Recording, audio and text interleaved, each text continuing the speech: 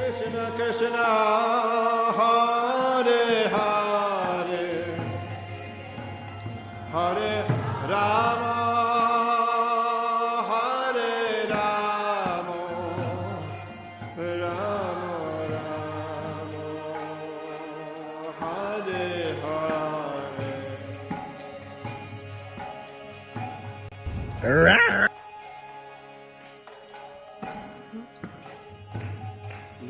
Hare Krishna, Hare Krishna, Krishna Krishna, Hare Hare, Hare Rama, Hare Rama, Rama Rama, Hare Hare. Hare Krishna, Hare Krishna, Krishna Krishna, Hare Hare, Hare Rama, Hare Rama, Rama Rama, Hare Hare.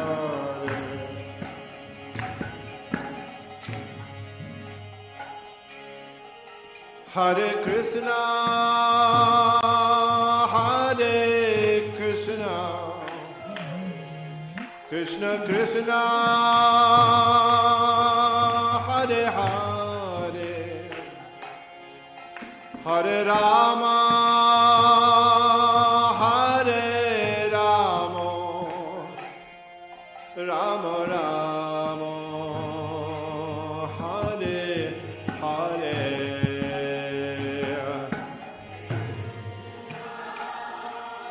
Hare Krishna, Krishna Krishna, Hare Hare, Hare Rama, Hare Rama, Rama Rama, Hare Hare.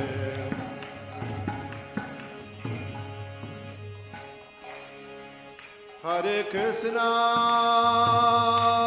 Hare Krishna, Krishna Krishna, Hare Hare, Hare Rama, Hare Rama, Rama Rama, Hare Hare.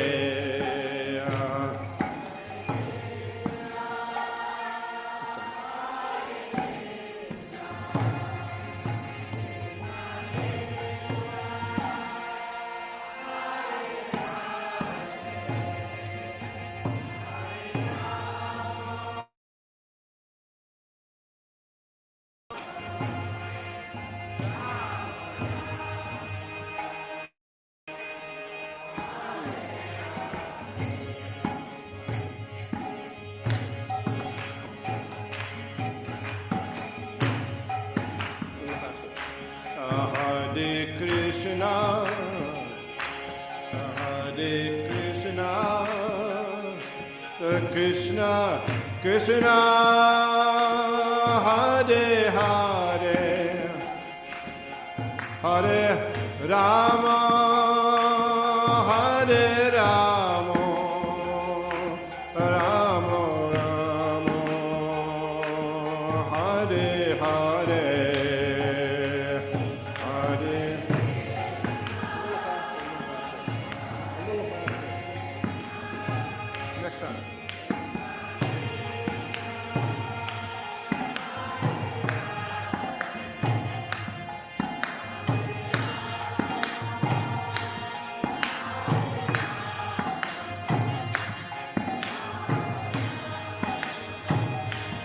Yeah. Hare Krishna, Hare Krishna, Krishna, Krishna Hare Hare, Hare Rama, Hare Rama, Rama Rama, Hare Hare.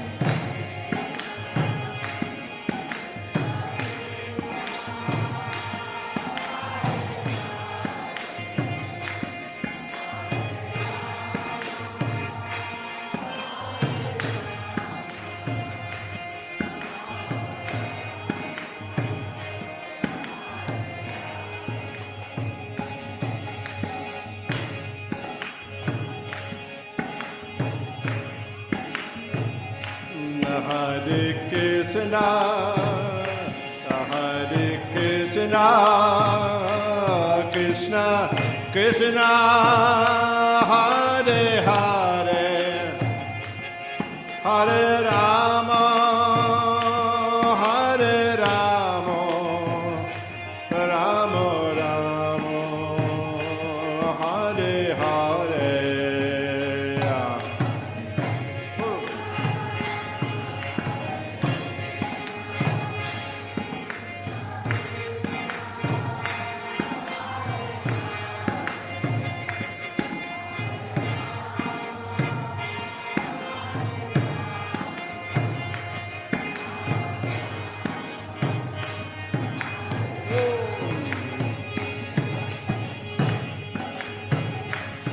Hare Krishna, Hare Krishna, Krishna Krishna, Hare Hare, Hare Rama, Hare Rama, Rama Rama, Hare Hare.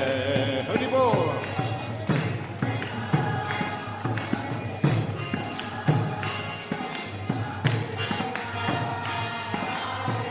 Good, good, good, good.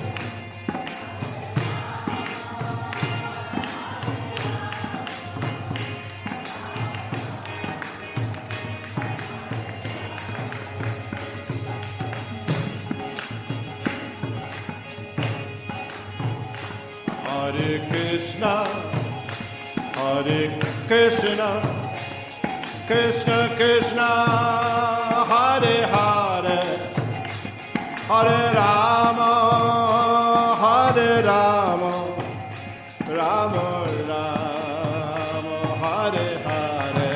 Hari Bol.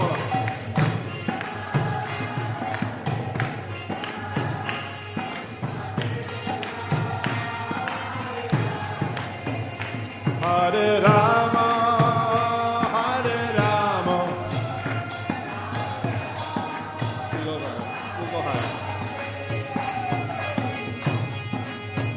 Hare Krishna, Hare Krishna, Krishna Krishna, Hare Hare, Hare Rama, Hare Rama, Rama Rama, Hare Hare, Hare.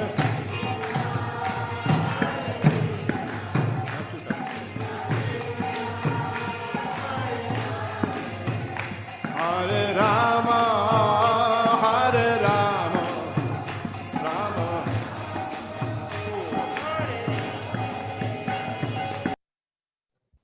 Hare Krishna devotees, please accept my humble obeisance of Glittershore Prabhupada. Welcome devotees to our evening Bhagavad Gita circle reading program. We are continuing with chapter 7, verse 15, and the chapter is entitled The Absolute Truth Knowledge, and it will be read to us by Balabhadra Prabhu. Prabhu, it's all yours. Thank you, Adisi. Namo Vishnu Padaya Krishna Prasthaya Bhutale Srimati Bhakti Vedanta Swami Iti Namane Namaste Saraswati Deve Gaudavani Pacharane Nirvishesha Shunyavadi Paschatale Starane. Jai Shri Krishna Chaitanya Prabhu Nityananda Shri Advaita Gadadhar Shivasati Go Bhakta Vrinda Hare Krishna Krishna Krishna Hare Hare Hare Ram Ram Ram Hare Hare. Bhagavad Gita chapter 7 text number 15. Namam duskritino mudha prapajante naradama maya ya parita jnana asuram bhavam ashritaha. Those miscreants who are grossly foolish, who are lowest among mankind, whose knowledge is stolen by illusion, and who partake of the atheistic nature of demons, do not surrender unto me. Purport: it is said in Bhagavad Gita that simply by surrendering oneself into the lotus feet of the Supreme Personality, Krishna, one can surmount the stringent laws of material nature. At this point, a question arises. How is it that educated philosophers, scientists, businessmen, administrators, and all the leaders of ordinary men do not surrender to the lotus feet of Shri Krishna, the all-powerful personality of Godhead? Mukti, or liberation from the laws of material nature, is sought by the leaders of mankind in different ways and with great plans and perseverance for a great many years and births. But if that liberation is possible by simply surrendering unto the lotus feet of the Supreme Personality of Godhead, then why don't these intelligent and hardworking leaders adopt this simple method? The Gita answers this question very frankly. Those really learned leaders of society like Brahma, Shiva, Kapila, the Kumars, Manu, Vyas, Devala, Asita, Janika, Prahlad, Bali, and later on Madhvacharya, Ramanujacharya, Sri Chaitanya, and many others who are faithful philosophers, politicians, educators, scientists, etc., surrender to the lotus feet of the Supreme Person, the all-powerful authority. Those who are not actually philosophers, scientists, educators, administrators, etc., but who pose themselves as such for material gain, do not accept the plan or path of the Supreme Lord. They have no idea of God. They simply manufacture their own worldly plans and consequently complicate the problems of material existence in their vain attempts to solve them. Because material energy, nature, is so powerful, it can resist the unauthorized plans of the atheist and baffle the knowledge of planning commissions. The atheistic plan makers are described herein by the word duskritina, or miscreants. Kriti means one who has performed meritorious work. The atheist plan maker is sometimes very intelligent and meritorious also, because any gigantic plan, good or bad, must take intelligence to execute. But because the atheist's brain is improperly utilized in opposing the plan of the Supreme Lord, the atheistic plan maker is called duskriti, which indicates that his intelligence and efforts are misdirected. In the Gita, it is clearly mentioned that material energy works fully under the direction of the Supreme Lord. It has no independent authority. It works as the shadow moves in accordance with the movements of the object. But still, material energy is very powerful, and the atheist, due to his godless temperament, cannot know how it works, nor can he know the plan of the Supreme Lord. Under illusion and the modes of passion and ignorance, all his plans are baffled, as in the case of Hiranyakasipu and Ravana, whose plans were smashed to dust, although they were both materially learned as scientists, philosophers, administrators, and educators. These duskritinas, or miscreants, are of four different patterns, as outlined below. Number one, the mudhas are those who are grossly foolish, like hardworking beasts of burden. They want to enjoy the fruits of their labor by themselves, and so do not want to part with them for the Supreme. The typical example of the beast of burden is the ass. This humble beast is made to work very hard by his master. The ass does not really know for whom he works so hard day and night. He remains satisfied by filling his stomach with a bundle of grass, sleeping for a while under fear of being beaten by his master, and satisfying his sex appetite at the risk of being repeatedly kicked by the opposite party. The ass sings poetry and philosophy sometimes, but this braying sound only disturbs others. This is the position of the foolish, fruitive worker who does not know for whom he should work. He does not know that karma action is meant for yajna, sacrifice. Most often, those who work very hard day and night to clear the burden of self-created duties say that they have no time to hear of the immortality of the living being. To such mudhas, material gains which are destructible are life's all in all, despite the fact that the mudhas enjoy only a very small fraction of the fruit of labor. Sometimes they spend sleepless days and nights for fruitive gain. And although they may have ulcers or indigestion, they are satisfied with practically no food. They are simply absorbed in working hard day and night for the benefit of illusory masters. Ignorant of their real master, the foolish workers waste their valuable time serving mammon. Unfortunately, they never surrender to the supreme master of all masters, nor do they take time to hear of him from the proper sources. The swine who eat the night soil do not care to accept sweetmeats made of sugar and ghee.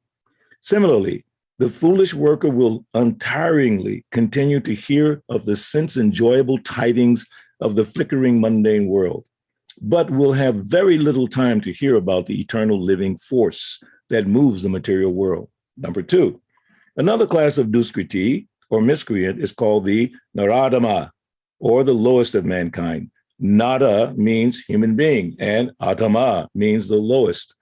Out of the 8,400,000 different species of living beings, there are 400,000 human species. Out of these, there are numerous lower forms of human life that are mostly uncivilized. The civilized human beings are those who have regulated or regulative principles of social, political, and religious life. Those who are socially and politically developed, but who have no religious principles must be considered naradamas. Nor is religion without God religion, because the purpose of following religious principles is to know the supreme truth and man's relation with him. In the Gita, the personality of Godhead clearly states that there is no authority above him and that he is the supreme truth. The civilized form of human life is meant for man's reviving the lost consciousness of his eternal relation with the supreme truth, the personality of Godhead, Sri Krishna, who is all powerful. Whoever loses this chance is classified as a Naradama. We get information from revealed scriptures that when the baby is in the mother's womb, an extremely uncomfortable situation, he prays to God for deliverance and promises to worship him alone as soon as he gets out. To pray to God when he is in difficulty is a natural instinct in every living being because he is eternally related with God. But after his deliverance, the child forgets the difficulties of birth and forgets his deliverer also, being influenced by Maya, the illusory energy. It is the duty of the guardians of children to revive the divine consciousness dormant in them. The 10 processes of reformatory ceremonies, as enjoined in the Manusmriti, which is the guide to religious principles, are meant for reviving God consciousness in the system of Varnashrama.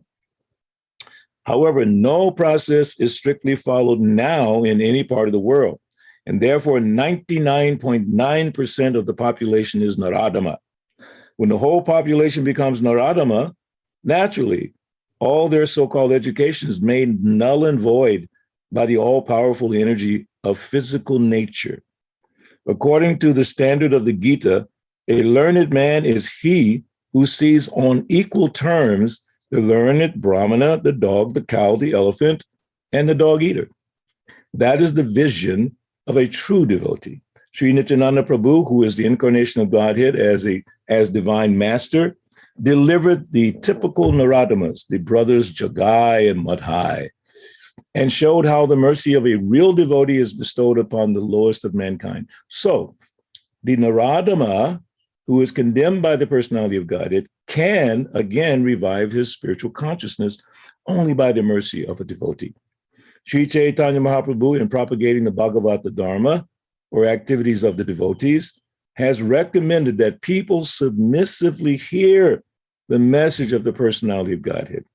The essence of this message is Bhagavad Gita. The lowest amongst human beings can be delivered by this submissive hearing process only. But unfortunately, they even refuse to give an oral reception to these messages. And what to speak of surrendering to the will of the Supreme Lord? Naradamas, or the lowest of mankind, willfully neglect the prime duty of the human being. Number 3, the next class of duskriti is called Maya Paritagyana, are those persons whose erudite knowledge has been nullified by the influence of illusory material energy. They are mostly very learned fellows, great philosophers, poets, literati, scientists, etc. But the illusory energy misguides them, and therefore they disobey the Supreme Lord. There are a great number of Maya Paritagyana at the present moment, even amongst the scholars of the Bhagavad Gita. In the Gita, in plain and simple language, it is stated that Sri Krishna is the Supreme Personality of Godhead. There is none equal to or greater than him.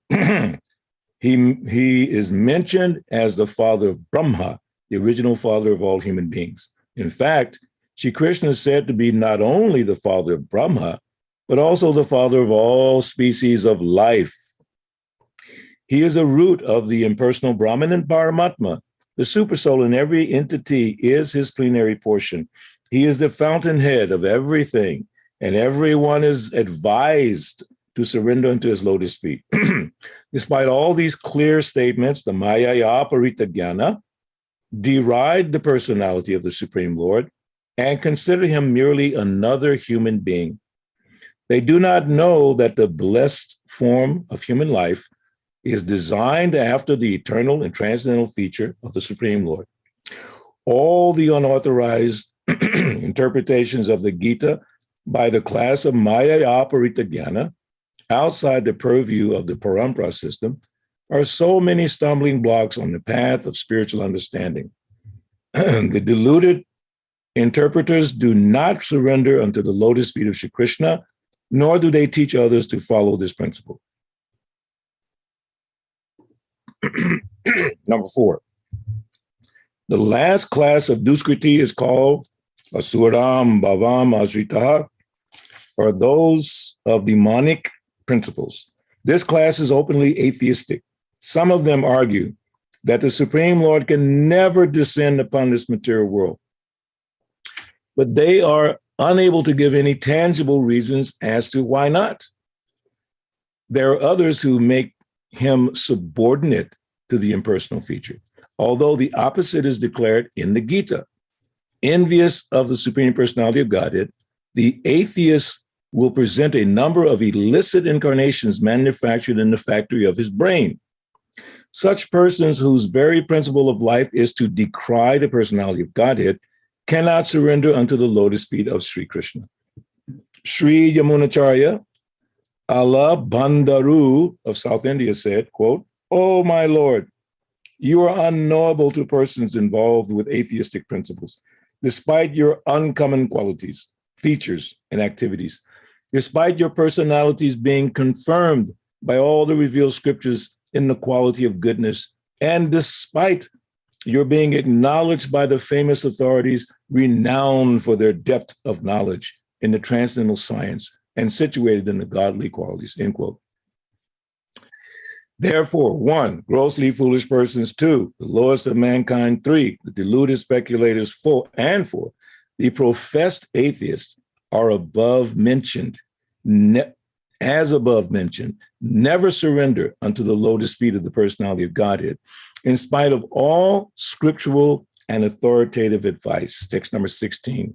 Chatur vida bhajante mam jana sukritin arjuna arto jigasur artarti gyani cha bharatarshaba. Well, best among the Bharatas, 4 kinds of pious men begin to render devotional service unto me. the distressed, the desire of wealth, the inquisitive, and he who is searching for knowledge of the absolute. Report. Unlike the miscreants, these adherents of the regulative principles of the scriptures, and they are called Sukritina, are those who obey the rules and regulations of scriptures, the moral and social laws, and are more or less devoted to the Supreme Lord. Out of these, there are four classes of men: those who are sometimes distressed, those who are in need of money, those who are sometimes inquisitive, and those who are sometimes searching after knowledge of the absolute truth. These persons come to the Supreme Lord for devotional service under different conditions. These are not pure devotees because they have some aspiration to fulfill in exchange for devotional service. Pure devotional service is without aspiration and without desire for material profit. The Bhakti Rasamrita Sindhu 1.1.11 defines pure devotion thus: Anya bilasita sunyam jnana karma janavritam anukul yena krishnanu shilanam bhakti rutama. One should render transcendental loving service to the Supreme Lord Krishna favorably and without desire for material profit or gain through fruitive activities or philosophical speculation. That is called pure devotional service. When these four kinds of persons come to the Supreme Lord for devotional service and are completely purified by the association of a pure devotee, they also become pure devotees. As far as the miscreants are concerned, for them, devotional service is very difficult because their lives are selfish, irregular, and without spiritual goals. But even some of them, by chance, when they come in contact with a pure devotee, also become pure devotees. Those who are always busy with fruitive activities come to the Lord in material distress, and at that time associate with pure devotees and become in their distress devotees of the Lord. Those who are simply frustrated also come sometimes to associate with the pure devotees and become inquisitive to know about God. Similarly, when the dry philosophers are frustrated in every field of knowledge, they sometimes want to learn of God, and they come to the Supreme Lord to render devotional service and thus transcend knowledge of the impersonal Brahman and the localized Paramatma and come to the personal conception of Godhead by the grace of the Supreme Lord or his pure devotee. On the whole, when the distressed, the inquisitive, the seekers of knowledge, and those who are in need of money are free from all material desires, and when they fully understand that material remuneration has nothing to do with spiritual improvement, they become pure devotees. As long as such a purified stage is not attained, devotees in transcendental service to the Lord are tainted with fruitive activities, the search for mundane knowledge, etc. So one has to transcend all this before one can come to the stage of pure devotional service. So we'll stop and see if there's any questions or comments. Thank you so much, Prabhu, for that reading. I mean, two verses and it took 20 minutes. Like, whoa. Oh, that first one is very, very amazing. How Prabhupada explains it. Yeah, the one that you read about the four different miscreants, that was pretty powerful. I mean, very long too, Prabhu. I was like, okay, gotta go back and really analyze this, but would like to ask devotees if any questions, any a clarification, please, comments, please do unmute yourself. One thing that is popping into my head, Prabhu, and I don't know if it's if the question makes sense, but when Sri Prabhupada mentioned the four miscreants, the four types in verse 15, and then here he's mentioned the four kinds of people that come to the Supreme Lord. Is there a possibility or a situation, Prabhu, where they overlap? I would. I was just wondering out of the blue, like my crazy mind. I would imagine so, because let me look at again. Those miscreants who are grossly foolish, that's definitely me. When I came to Krishna consciousness, totally. But then he explains in detail, the mudhas, those who are grossly foolish, like hardworking beast of burden. So that refers to most of us, to be honest with you. I mean, some people think they were exalted because they were going to college and no, you were just, laboring. Like Srila Prabhupada explains that we talk about Sudras because he mentioned about the Varnashram institution. So we generally think Sudras are the labor class. We generally. But then Prabhupada goes on to explain in several places that those persons who are looking for a job, who have to work under someone, because a Vaishya doesn't accept a job. He does his own work. Kshatriya, he does his own work. Brahmana does his own work. So the only one left is the Sudra, who has to have an employer. So those who have to seek and depend on employers are sometimes mentioned in the same scenario as the mudhas or the grossly foolish. Hey, grossly foolish is a simple term. Everybody's grossly foolish. Kaler doshana de raja. Everyone in Kali Yuga is like just manda sumanda matayo, manda bagu padrita, foolish, unfortunate, unintelligent, lazy, misguided, and most of all, always disturbed.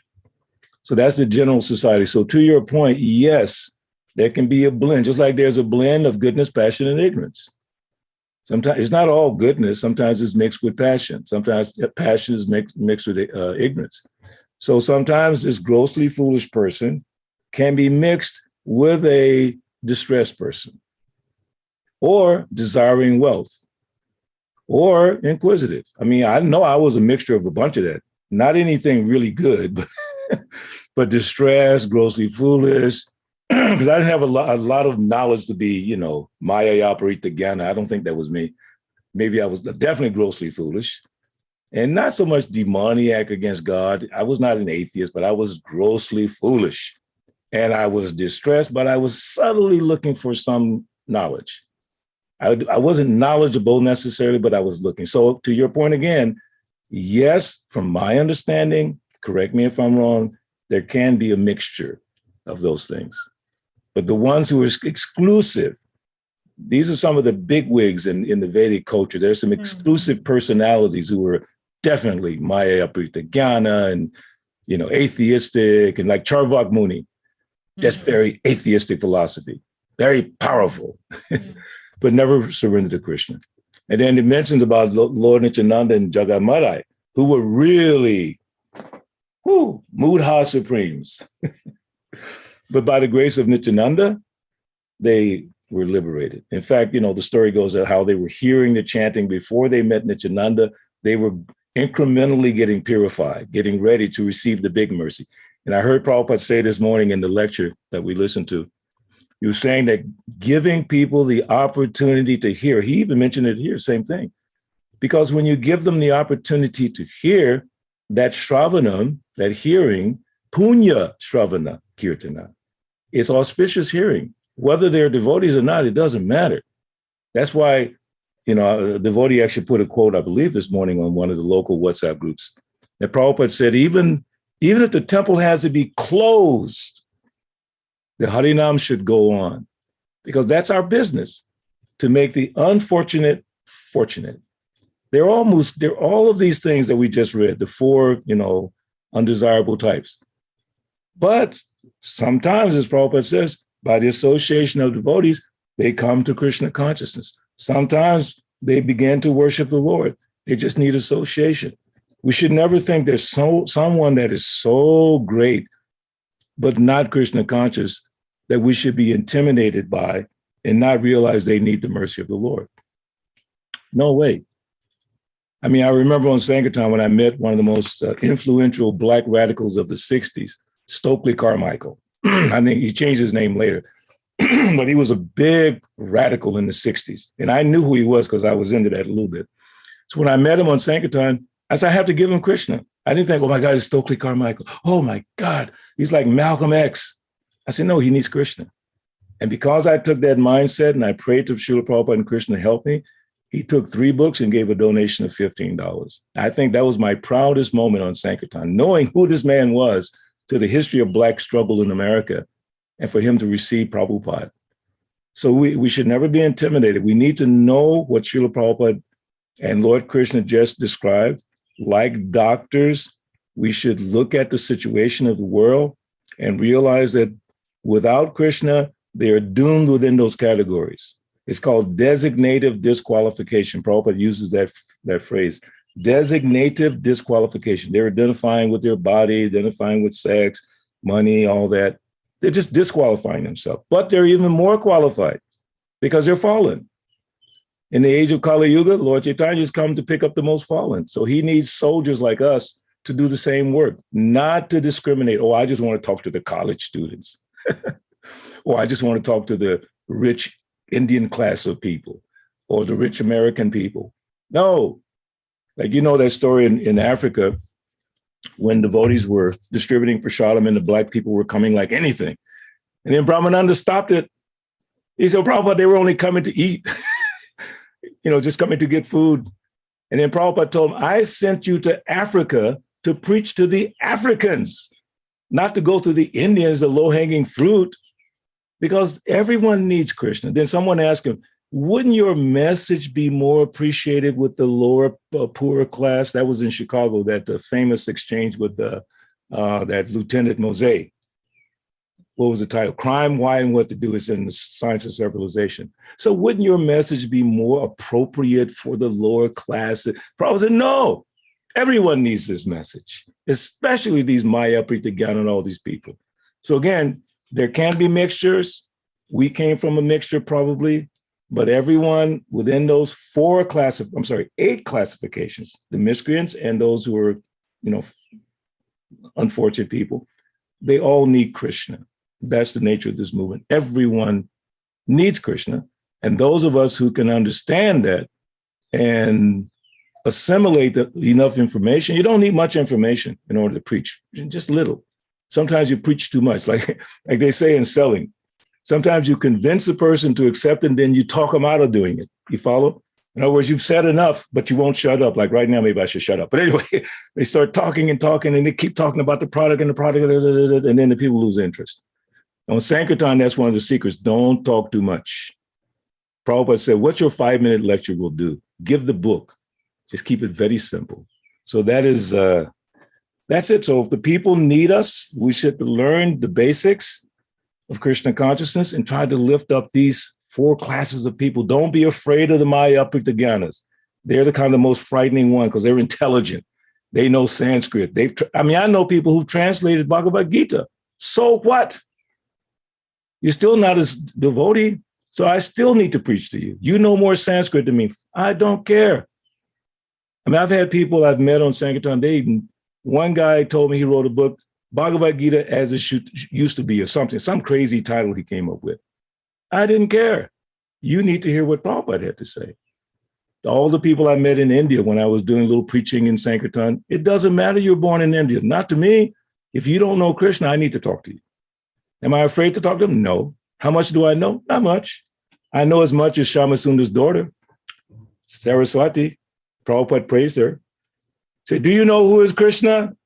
No, Supreme Personality of Godhead. That's enough. So I'm sorry, I went too long on that question.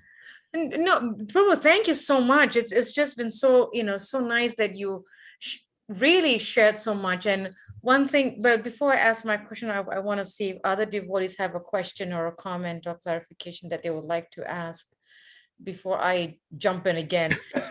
Yes, go ahead, Mother Gita. Thank you, Mother, for jumping before I spoke. Haribol, Gita. Hare Krishna, please accept my humble obeisance. All glories to Prabhupada.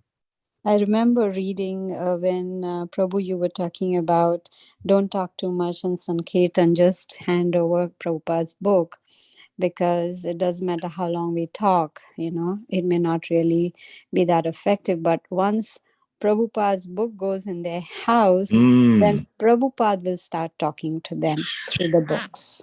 Oh my God, yes. Yes. This just happened to me 2 or 3 days ago. I may have already mentioned it. Got a phone call from Jerusalem. from a devotee. Did I mention it in the class the other day? I think I did, because was this Wednesday? So yesterday I did mention. Yesterday.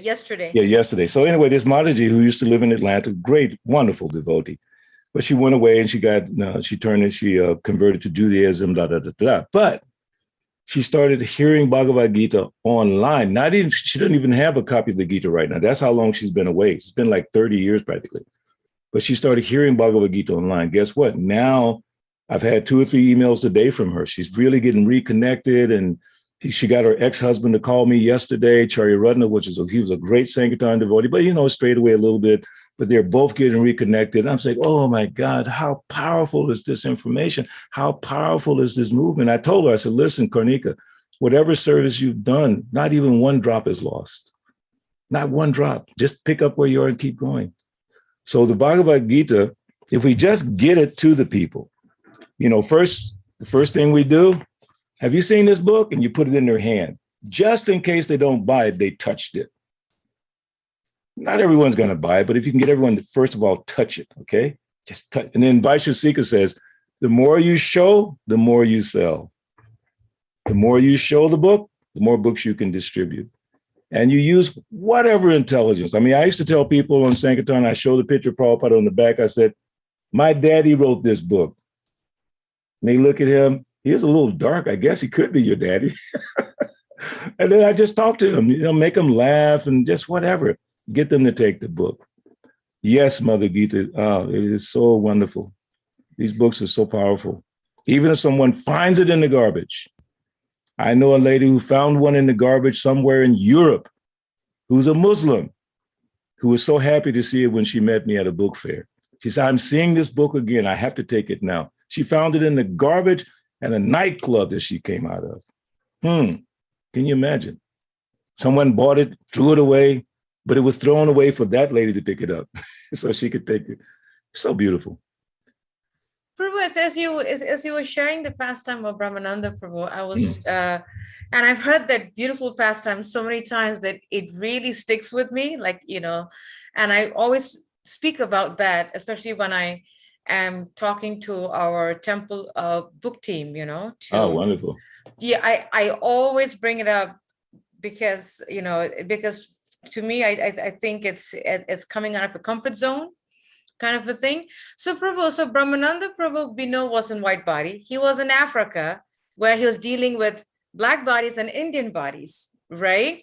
So as devotees, we get so comfortable with our skin, in our skin, and we get comfortable with those that we are comfortable with. Okay, it's a very common ground. Yes. How can we really come out of the comfort zone, Prabhu, and not just focus on that small population, like what Prabhupada told Brahmananda Prabhu? Because in Africa, 99% of them, or 96 or whatever, were African bodies. 2-3% were Indians. But how can we come out of that mentality, Prabhu, and really see compassion, not in, like Anantama Prabhu says, why are you preaching to the choir? Yeah. You said that to me many times. Well, the low-hanging fruit. We call it sometimes a low-hanging fruit. Yes. Low-hanging fruit. Prabhupada paraphrased it in the purport. Vidya Vinaya Sampane, what is it? Brahmane Gavi Hastini, Suni Chaiva, Parkecha, Pandita Samadarshana. So the learned and gentle Brahmana. First, we have to become learned and gentle Brahmanas. Then we can see with equal vision. Dog eater, cow, Brahmana. So as long as we're seeing, as you just said, friends, enemies, black, white, it's very hard to preach. Hridayananda Maharaj, one time he was explaining about his young days as a Sankirtan devotee. He really loved Sankirtan. So he thought, these nice young college students, that one right there, definitely he's going to be interested because he's intellectual, blah, blah, blah. What he found out was most of those people said, get the hell out of here. I don't want your book. And then the poorer class of people, it's about God. Okay. He was shocked. So he got rid of that, trying to discriminate, saying the, white college student type, intellectual type, or Indian type. He got rid of that, just said everyone deserves an opportunity, a chance. Not everyone's going to accept the book, but everyone deserves the opportunity. Why do they deserve? They're rascals. They're like Maya Pritagana, they're Suram Baba Mashi, they're all this bad stuff. No, you have to go back to that verse. Vidya Vinaya Sampane, Brahmani Gavi Hastini, Suni Chaiva Sapakecha, Pandita Samadar. See everyone equally. Everyone is a part and parcel of Krishna. That's why this phrase, namaste, understood properly, is very powerful. Actually, I'm giving a talk on that next month at a Catholic convention. I'm going to preach about this point and elevate that thought another step up, which is the soul and the super soul is within the heart. Every body moving around is a temple. Okay, every single person is like a moving temple because the Lord is there. The Lord doesn't leave the body until you leave the body. Okay, when we leave the body, the super soul goes with us. Subtle body, everyone goes to the next body. So as long as that body has the soul, super soul is there to guide the soul. That body is the place of God. I mean, you don't get down and worship people, but you remember Krishna is there. Now, let me do this. Let me talk to Krishna in there. Now, the guy or the gal doesn't know I'm talking to Krishna in there because I'm praying internally. Oh, Lord, please make this person interested in your philosophy. Please make my words, when I say them, make sense to the person I'm talking to. Do you remember anyone else that said something like that? Srila Prabhupada, when he prayed on the Jaladuta, he said, you put them into ignorance. Everybody's in ignorance. So I'm praying to you, please make my words suitable for them. Not that they have to come up to my level, make my words for them. So that's it, Maharaji. When you just put aside all that discrimination nonsense, talk to the person you're talking to. And here's another phrase, speak what you know. If you don't know much, then don't speak much. If you know a lot, speak even, keep it kind of tight, KISS, keep it simple, sadhus, okay? Keep it very simple. And just the person that you're connecting with, connect deeply. Like Prabhupada, if somebody walked in the room, oh, Hare Krishna, where are you from? I'm Calcutta. Oh, I was living in Calcutta. He'd make him feel comfortable. And then he would present. So like that, put aside the discrimination, put aside the fear. I jumped on a truck one day on Sankirtan, and the guy said, get off my truck. I'm in the Ku Klux Klan. I said, that's nice. He's like, get out of here. Because I was not intimidated. I said, that's really nice. Okay, that's wonderful. Take a book. So as long as we're not intimidated by whatever, their ignorance, their opulence, their beauty, all of that. I have to finish one quick story. I may have told it before. On Sankirtan one day, because they put us behind these wooden booths, we couldn't move out from behind the booth. We were stuck there all day. So this absolutely drop dead, beautiful lady came straight to me, and I'm a brahmachari. I'm not that good. I'm just a guy, She walked straight over to me because she was interested in what were we doing out there. And I had to make a decision that day. Am I going to be blown away by her beauty, which normally I would be like, wow. But I said, this lady came for shelter. I got to put aside all that and help her get this book. And she took a book. It was a beautiful day. So all I'm saying is that if we don't discriminate, Krishna will send us more and more and more opportunities to preach. But if we discriminate, preaching will not be very powerful. Can't be. So that's my thought on that. Thank you, Prabhu, for shedding so much light on this amazing topic and sharing your preaching experience and how we can really, see everyone equally. And there's one point, Prabhu, that you mentioned, learned and gentle. Gentle Brahmana, yeah. Whenever I hear the word learned, it sounds so like, oh my God, a tall order. I get so scared. Like, oh my God, that's too much. But how can we become gentle, Prabhu? Oh, gentle. That's a good one. Gentle. Same thing. Remembering you're in the presence of the Lord. When are you in the presence of the Lord? 24/7. And I quoted this the other day. It's a song that I love. It's a rock and roll song from the 60s or early 70s. Beautiful song. The lyrics are, I have finally found a way to live in the presence of the Lord. And I know that I don't have much to give, but I'm, in other words, the person's saying, I'm finally understanding I'm in the presence of the Lord. Now, he was not necessarily thinking about Bhagavad Gita, but I took that and put it into a framework in my mind that I'm in the presence of the Lord right now in front of all of you. Now, the real kicker is I'm in the presence of the Lord in my own body. Whoa! I don't like love my body, but I have to take care of my body and not torture the super soul within, Bhagavad Gita, doing all these unnecessary austerities and torturing the super soul within, or saying all kinds of bad words.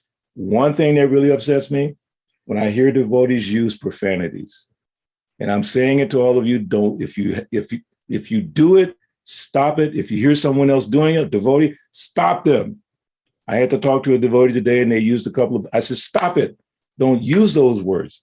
You're talking to a guy that grew up with those words. I was the best at using those words in the 60s, okay? I was doing it before the rappers. I don't use those words. Don't bring those words in my presence, because you're in the presence not of me, Balabhadra, but the Lord.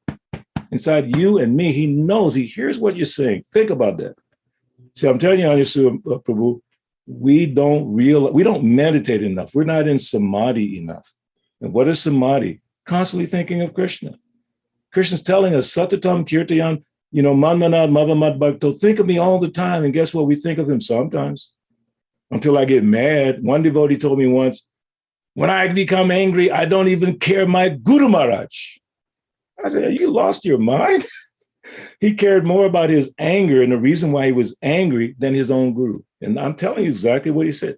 Become angry, I don't even care. And I've seen devotees become upset or obsessed with something, and Krishna just disappears. Although Krishna's still there, but they forget. So we have a big, big opportunity. And the point you said about learned, Lord Chaitanya, Prabhupada said in the lecture this morning about the South Indian Brahmin that couldn't read. And he was making those sounds, and then Lord Chaitanya said, Brahmin, you're reading Bhagavad Gita. So now he said, I cannot read. I don't know how to read. Then how you're not reading, but you're crying? Why? How, if you don't know how to read, how is it that you're crying? And then the Brahmin said, because when I have the picture in my mind of Krishna driving the chariot for his devotee, it brings me to tears. And Lord Chaitanya said, he is the right student of the Bhagavad Gita, even though he was illiterate. So learned doesn't mean big scholar, no. It means that you understand Krishna, and in your own words, you try to present. So we should not be intimidated with this Brahmana, learned, scholarly, because some of the greatest personalities in our history, Gorkishore Das Babaji, that South Indian Brahmin, on and on and on. Haridas Thakur was a Muslim. He didn't go to a Hindu school. He was a Muslim. How did he learn how to be so gentle, so humble, as you said? Remembering that you're in the presence of Krishna, remembering the vows you've made to your spiritual master. What did Prabhupada say about Ganesham? He called him Ganesham Bhakti Tirtha Maharaj. He said, he rubbed his head, said, no one can match the austerities of Ganesham. And he was so humble and so sweet to everybody. I saw him. I walked with him. Until one night in Mayapur, when devotees were going to try to hurt another devotee, and Bhakti Tirtha Maharaj looked at me and said, Balabhadra, we got to get out of here. Let's go. He said, I can't be around this. And we left Mayapur in the middle of the night because he didn't want to be around negativity. So that you have a mandate on your head because you're a disciple of him, right? So you have to always be gentle and kind to everyone. And then I have a mandate on my head too, because he was my godbrother and showed me the example, and my spiritual master, Srila Prabhupada, showed the exact example that Bhakti Tirtha Maharaj was following. Be kind to everyone. Wow. Thank you for making me think about that. Now I'll try to be gentle to somebody I meet. It's as you were speaking, the pastimes of my spiritual master being gentle. Somehow what was coming to my mind is when I saw him getting angry. The 2-3 times, being the spiritual father and the guru he is, he had to, use his danda on us. I know. Like, I don't know, Gurudev, gentle, funny, yeah, but angry more. Yeah, I still remember that one. Angry at the wrongdoers, Yes, Mother Gita, please go ahead, Mother. That is spiritual anger. Thank you, Mother. Yes, absolutely. Yes. But thank you so much for such a wonderful sharing and so many wonderful pastimes, Prabhu, and really having us, walk through this journey as you were speaking. I want to thank the devotees for really listening in and joining us. Quick reminder that tomorrow morning's class will be by His Holiness Chandramali Swami at Haribo. 7 o'clock because he's in Europe, back in Europe. So please do join us at 7 in the morning. Until then, thank you so much, Balabhadra Prabhu, for such enlivening discussion in class and beautiful pastimes. And thank the devotees for joining us. Vantrakapdivyascha Kripasidvevacha patitanam Patitanam Pavanebhyo Avnebhyo Vaishnavebhyo Vaishnavebhyo Namo Namo. Namaha. Srila Prabhupada ki Jai jai. Haribo. Thank you so much, Everyone, Prabhu. thank you. Everyone be safe. Have a wonderful evening. Hare Haribo. Krishna, Prabhu. Thank Hare you. Krishna. Haribo, Gita. Haribo.